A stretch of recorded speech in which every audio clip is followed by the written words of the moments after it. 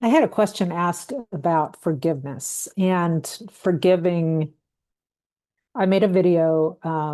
It was, 5 things that are keeping you stuck at midlife, and I'll link to it below if you're not following along. But I had just recorded day one, and I was talking about the importance of forgiving and forgiveness. And I had a question asked, like, what if it's not somebody else that you need to give forgiveness to? It's yourself that you're unable to forgive. And rather than answer, just type back a message, I thought that I would pull up a part of my manuscript because it just so happens that I have been writing about this very issue. So they say a picture's worth 1,000 words, but in this case, it's the opposite.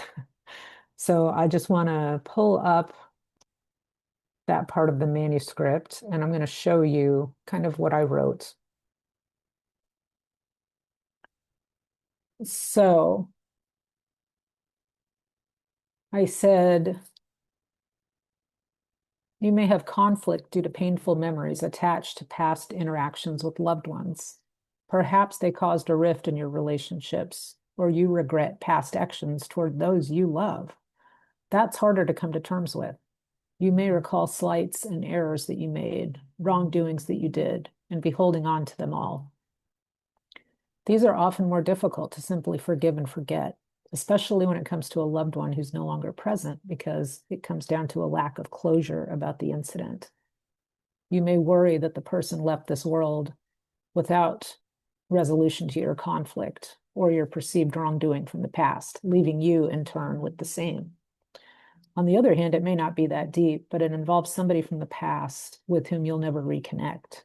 It may be guilt you hold over the person you mistreated in grade school, a friend you lashed out at and stopped talking to decades ago. They moved on with life as you did, but past incidents still occasionally play in your head, along with guilt, regret, or some other emotions.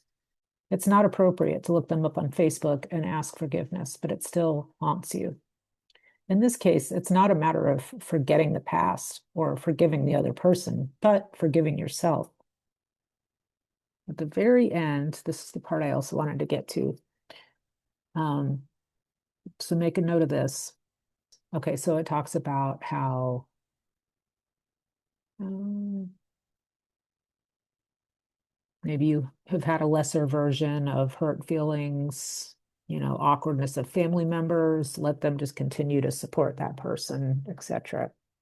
Not related to the question that was asked for me, but it segues into what I say next, which is the same goes for hurts we have personally caused others we love.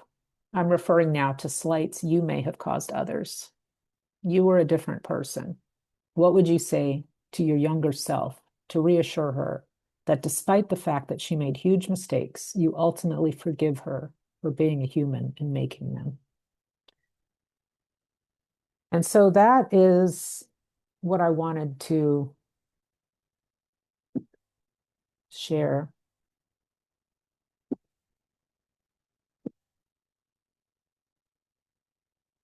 Ultimately, you have to learn to forgive yourself.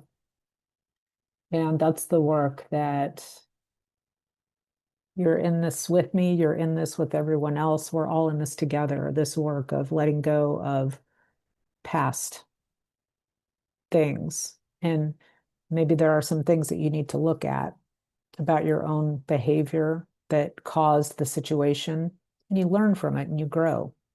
But forgiving yourself is a huge step that you have to take in moving forward.